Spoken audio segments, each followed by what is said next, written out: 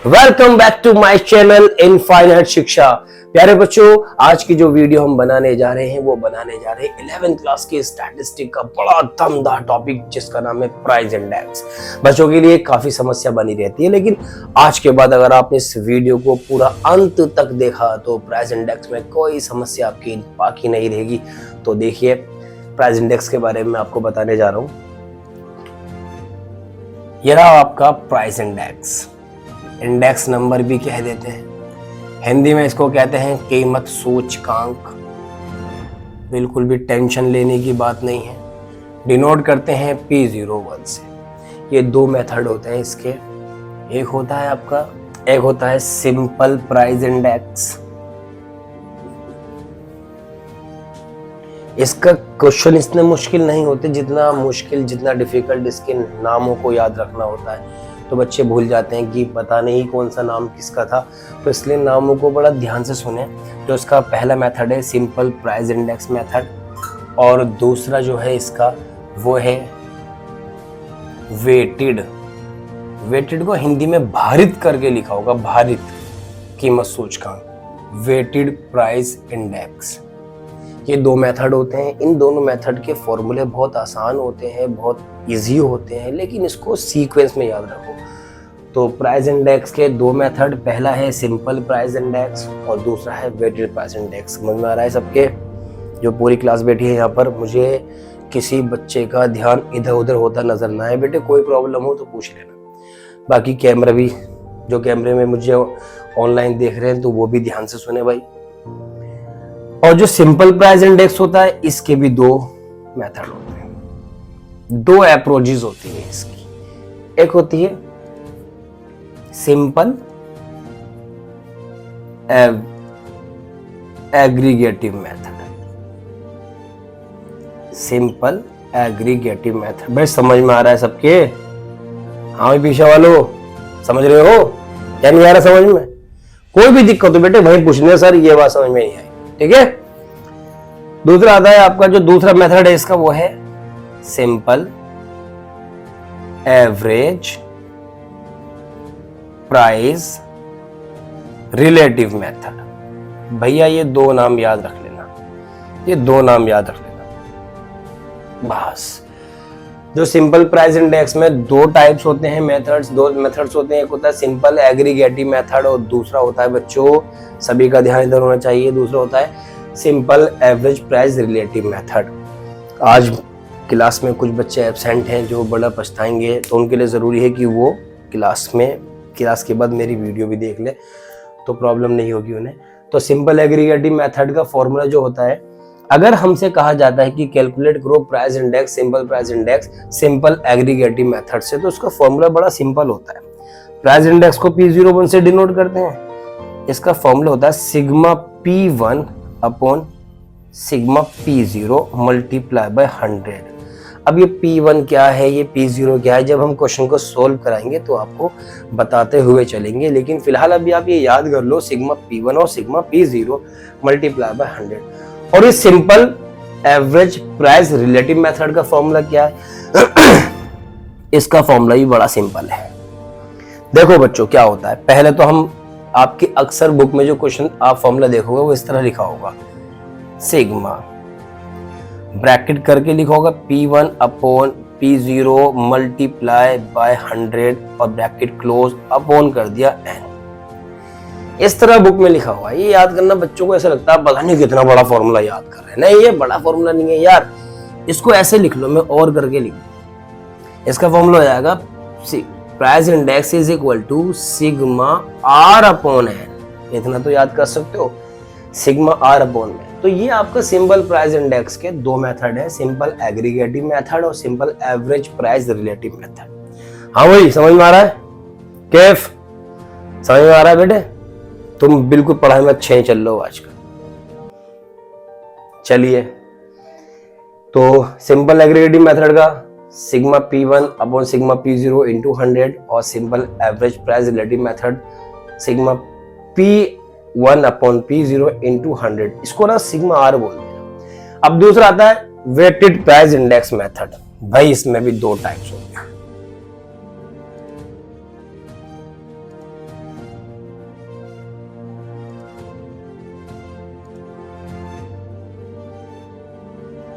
ये देखो बच्चों, वेटेड वाले भी दो यही होते हैं, वेटेड एग्रीगेटिव मेथड और weighted average price relative method. Clear है?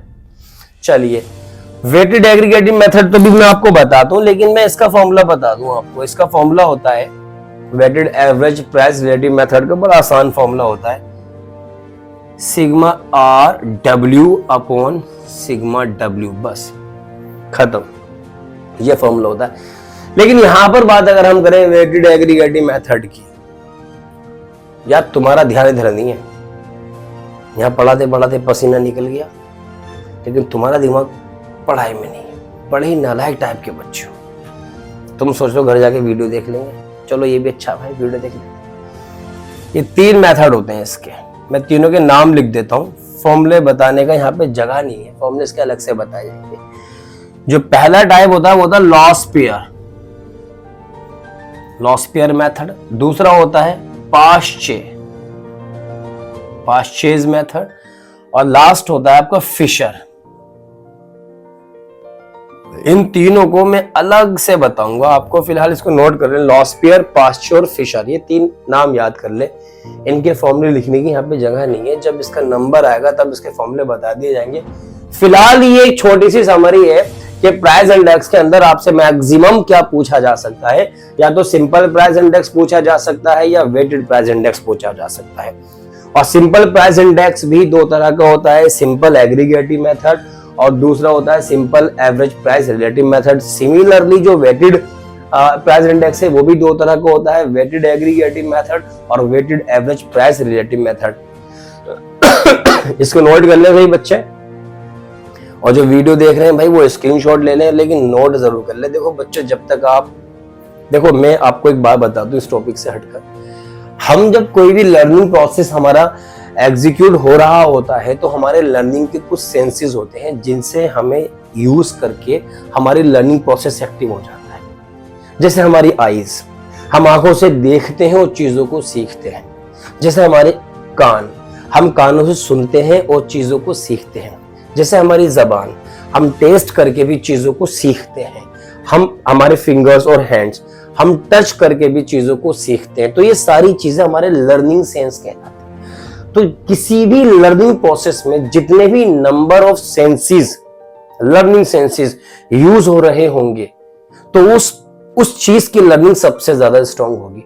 अब यहां पर ध्यान से सुनो, आप यहां देख रहे हो, आंखों का यूज कर रहे हो। अगर आपने इन फॉर्मूलों को पढ़ लिया तो आपने अपने जबान का भी यूज किया, आपने सुना, आपने कानों का भी यूज किया, और बेटा अगर आपने लिख लिया तो आपने अपने हाथों का भी यूज किया। तो यहाँ पर आपके मैक्सिमम जो सेंस ऑफ लर्निंग है वो यूज हो जाते हैं, तो आपको ये चीज प्रॉपरली स्ट्रांगली लर्न हो जाएगी। तो इसलिए बच्चों, आप सुनो भी, देखो भी, बोलो भी और लिखो भी। उसके बाद देखो, अगर आपको याद ना हो जाए चीजें तो नाम बदल देना भाई, ठीक है? इसे नोट करो, स्क्रीनशॉट ले लो और फिर नोट जरूर करना। और क्लास में जितने बच्चे बैठे मुझे अभी चेक कराएंगे इसे नोट कर। तो बच्चों देखो, हम डायरेक्ट क्वेश्चन पे आते हैं प्राइस इंडेक्स के। ध्यान से देखो, हाँ भाई, सीधे बैठो, बुरी बात, गंदे बच्चे, कल पापा को बुला के लाना। तुम बात नहीं सुन रहे हो, फीस आ गई तुम्हारी। फीस का नाम सुन के बच्चे शांत हो जाते हैं, जी मेरा चेहरा नहीं दिखता सर को।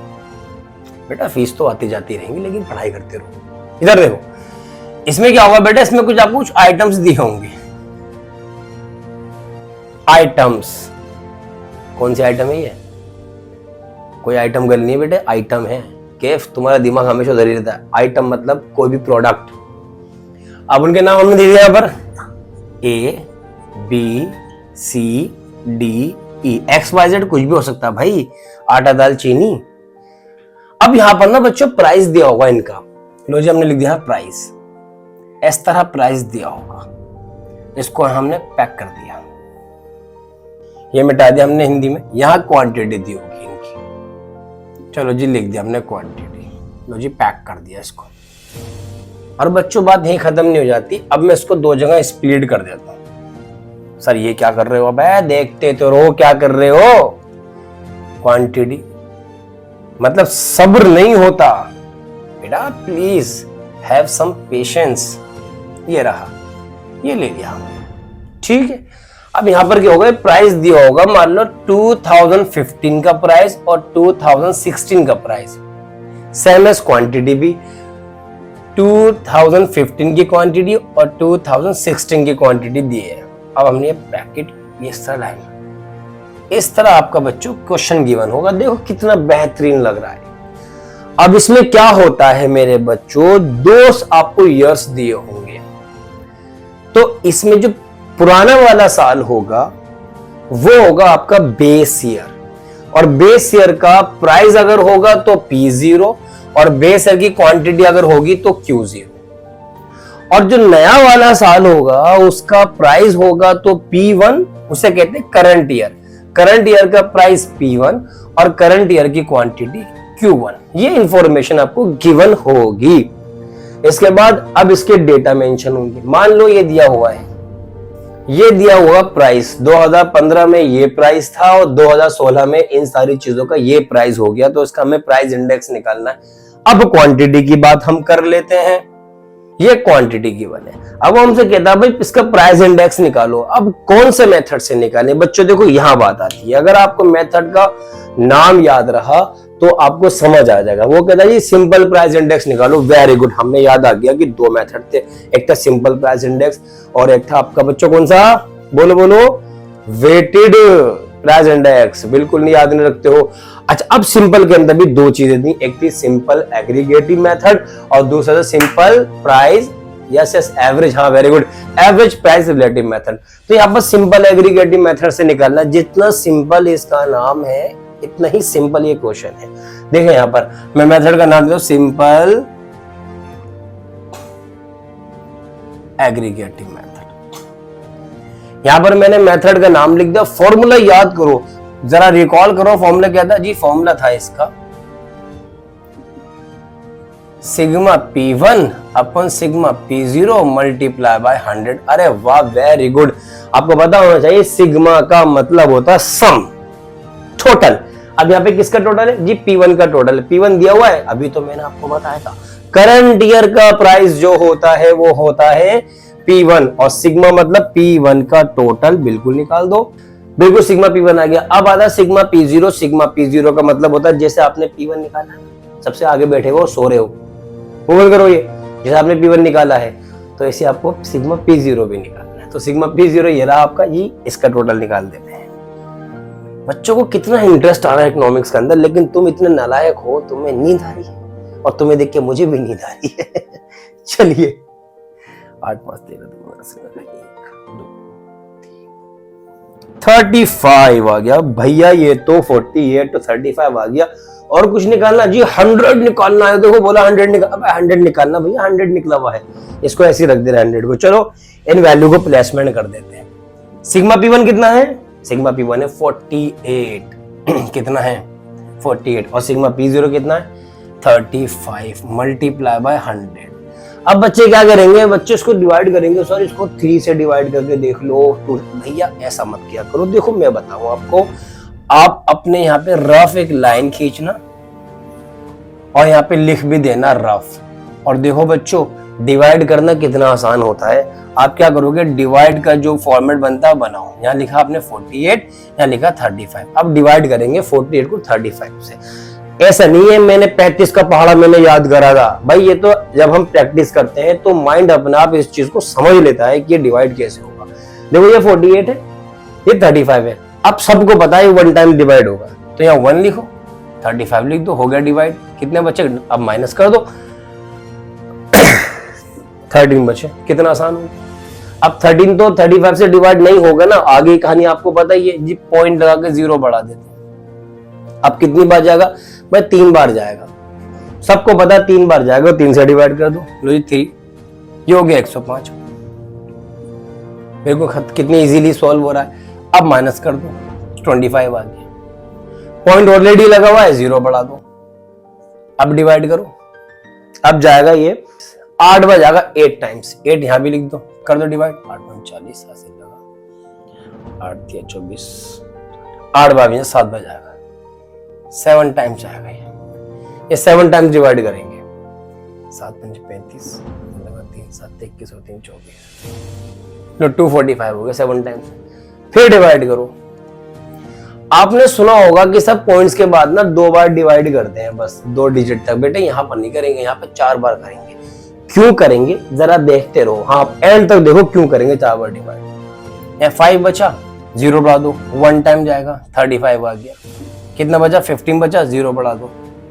अब 4 टाइम जाएगा, 4 यहां भी। अब ये हो गया आपका 1.3714 मल्टीप्लाई बाय 100। जब हम 100 से इसको मल्टीप्लाई कर देंगे ना बच्चों, तो पॉइंट अपने आप 2 डिजिट्स पीछे आ जाएगा। लो जी हो गया आंसर। तो पॉइंट्स के बाद 2 डिजिट रह जाती हैं। अब अगर हम यहीं पर ही 2 रखते तो यहाँ पॉइंट वाली डिजिट खत्म हो जाती।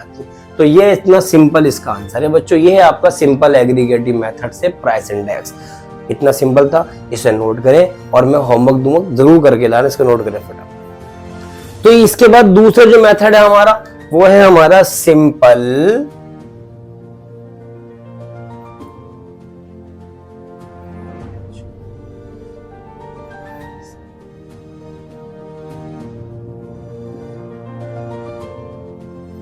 ये है बच्चों। अब इसके लिए मैं इसका फॉर्मूला बता दो। इसका फॉर्मूला है, यहां लिखता हूं, थोड़ी सी जगह ज्यादा, इस मेथड को ज्यादा जगह चाहिए होती है इधर को। तो आप क्या करोगे बच्चों, इस टेबल को नोट करने के बाद अपनी आंसर शीट में 4-5 लाइन छोड़कर नीचे से लिखना शुरू करोगे। मेरे पास तो बोर्ड नहीं है, पर आपके पास शीट होगी, तो आप सामने से शुरू मत करना, आप नीचे से शुरू करना, 3-4 या 4-5 लाइनें छोड़कर। फिलहाल मैं सामने से शुरू कर देता हूं। तो simple average price relative method का फॉर्मूला मैंने बेटे कुछ इस तरह लिखा था, सिग्मा आर अपॉन एन। अब आर जो है, आर का फॉर्मूला क्या होता है, अब मतलब मैं आपको बता दूं, हमें यहाँ पे सिग्मा आर चाहिए, आर का सम चाहिए। तो आर तो हमारे पास है ही नहीं, तो मैं आर यहां निकालता हूं बच्चों। तो यहाँ पे आर का फॉर्मूला भी मैं इसी कॉलम में लिख देता हूँ। फॉर्मूला था P1 upon P0 multiply by 100। ये कॉलम बन जाएगा हमारा आर का। तो आर इस तरह निकाल लेते हैं हम। अब ये P1 है, ये P0 है, ठीक है। अब इसको इस फॉर्म में लिखते चलिए। और P1 कितना है, 15, ये रहा। P0 कितना है, 10, और मल्टीप्लाई बाय 100। पहले सारे ऐसे ही लिख लो, गलती के चांसेस बहुत मिनिमाइज हो जाते हैं। 10 upon 8 multiply by 100, 7 upon 5 multiply by 100, 12 upon 10 multiply by 100। देखिए यहाँ पर 4 upon 2 multiply by 100 upon 2 multiply by 100। चलो अब डिवाइड करते चले आते हैं। देखो ये 0 से 0 कैंसिल आउट हो गया। अब मल्टीप्लाई करेंगे तो 150 आ गया, कोई दिक्कत नहीं। अब 8 से 100 को डिवाइड कर दो, 8 कम 8 बचे कितने, 2, 20, 8 दूनी 16, बचे कितने, 12.5। अब 10 से मल्टीप्लाई कर देंगे तो 125 हो गया। अब यहां पे कर देंगे 20, 140 हो गया। यहां कर देंगे 120 हो गया। 2 से करेंगे तो 50 आ जाएगा, या 200 आ गया। ये आर निकल कर आ गया बेटे हमारे पास बच्चों, ये आर निकल कर आ गया। अब आर आ गया, हमें सिग्मा आर चाहिए। सिग्मा आर का मतलब होता है आर का टोटल। लो जी आर का टोटल यहां निकाल लेते हैं, कर लेते हैं। 5 5 2 7 7 4 क्या 2 13 1 4 5 5 2 7 735। ये आर का सिग्मा आर आ गया। बस सिग्मा आर की वैल्यू बेटे यहां रख दो। लो कितना आसान हो गया, price index is equal to 735 upon N. N का मतलब हमेशा बेटे नंबर ऑफ आइटम्स होता है। कितने नंबर से, 1 2 3 4 5 आइटम्स है, तो 5 से डिवाइड कर दो, हो गया आंसर। ये भी 5 कम 5, 2 बचे 23 हो गया, 5 24 65। बेटा देखो 147 आंसर आ गया। इतना सिंपल है, इसको नोट कर लें, सभी बच्चे नोट कर लें। और बेटे फॉर्मूले जरूर याद रखना। और अगर फॉर्मूले केफ तुम्हारे याद नहीं निकले तो हम क्या कर सकते हैं भैया, तुम्हारा खुद नुकसान होगा, इसलिए फॉर्मूले याद करके आ जाना प्लीज, रिक्वेस्ट है आपसे। हाँ बेटे तैयारी सही चल रही है, किस चीज की, किसकी तैयारी कर रहे हो बताओ तो। एग्जाम की तैयारी, एग्जाम की तैयारी। कितने बच्चे एग्जाम की तैयारी कर रहे हैं, वेरी गुड। अरे भाई साहब 1 2 3, अरे सारी है। तो एग्जाम की तैयारी करने से क्या होगा, जीवन सफल हो जाएगा। जीवन की सफलता के लिए जो आपकी 11th क्लास के एग्जाम है, इसकी तैयारी करना ये जीवन की सफलता है। मैं ये नहीं कह रहा कि ये जीवन की सफलता का पार्ट नहीं है, this is the important part of your success, लेकिन सिर्फ this is not the only part of your success. सिर्फ यही है आपके सक्सेस का पार्ट नहीं है कि आप एग्जाम की तैयारी कर रहे हो। आप अपने जीवन में सफल होने के लिए अपने स्किल्स को डेवलप करो, अपनी योग्यताओं को, अपनी कुशलताओं को, अपनी एफिशिएंसी को निखारो। और वो कैसे निखरेगी? वो चंद किताबें पढ़ने से नहीं निकलेगी बेटे। अपने अंदर आप चीजों को सीखने के लिए अपने जो सराउंड में चीजें हैं आप उनको भी उस तरह देखा करो कि हम इनसे क्या नॉलेज गेन कर सकते हैं। क्रिकेट मैच चल रहा है, नॉलेज है। बाहर आपके बाजार में सामान बिकता है, प्रोडक्शन होती है, बाजार है, ये सब क्या है? ये सब नॉलेज है। आप सिर्फ किताबों में बैठकर अपने आप को कमरे में बंद कर लिया और किताबों को बहुत अच्छे से पढ़ लिया, आप समझते हो कि एग्जाम की तैयारी हो गई, लेकिन जब एक्चुअली आप सामने आते हो मार्केट में तो पता लगता है यार ये कुछ तो हमने पढ़ा ही नहीं, जिस बाजार को हम फेस कर रहे हैं। आप बाजार को जियो, आप अपनी लाइफ को जियो, आप इन किताबों को भी पढ़ो, और जो जिंदगी किताब तुम्हारे सामने है ना ये ओपन, आप इसको भी लर्न करो, इसकी भी तैयारी करो। इसकी तैयारी कैसे होगी? आप इन सब चीजों को भी महसूस किया करो, इनको भी जिया करो, बाजार में भी जाया करो। मैच भी, क्रिकेट मैच चल रहे हैं आजकल, वर्ल्ड कप चल रहा है, उसे भी देखो, उसमें क्या चल रहा है, क्या नए नए चेंजेस क्रिकेट में आते हैं, ये सब चीजों को पढ़ो। ये सारी चीजें आपके जीवन से रिलेट करती हैं, सिर्फ ये 11th क्लास का प्राइस इंडेक्स रिलेट नहीं करता। आप अक्सर बच्चों को मैं देखता हूं किताबों में लगे रहते हैं। ठीक है, बुक वॉर्म नहीं बनना, बुक वॉर्म नहीं बनना, किताबी कीड़ा नहीं बनना। इन किताब क्या है? क्या है किताब यार? चंद किताबें क्या है? इनको अपने ऊपर आपने हावी कर लिया है, कुछ भी नहीं है बेटे। आप इनको ढंग से अगर इनके समय पर इन्हें पढ़ोगे तो ये अच्छे से क्लियर हो जाएंगे। लेकिन आप अपने जीवन में और दूसरी चीज है उन्हें भी समय दिया करो।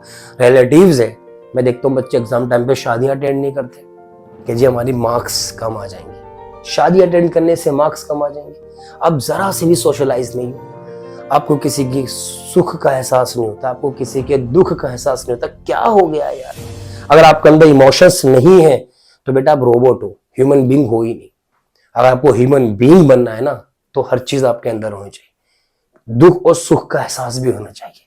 त्योहार भी आपके होते हैं, फेस्टिवल्स भी होते हैं। तो ठीक है, किताबें पढ़ो लेकिन समाज को भी जियो। समाज को जीना बहुत जरूरी है। आज आपको अपने पेरेंट्स के बारे में नहीं पता, अपने भाइयों के बारे में नहीं पता, अपने पड़ोस के बारे में नहीं पता, स्कूल, कोचिंग और अपना एक घर में जहां आप स्टडी करते हो वो कॉर्नर, बस इसके अलावा तीसरा कुछ नहीं। तो that is not good. Jio life को अपनी, पढ़ो। ठीक है बेटे, थैंक यू वेरी मच।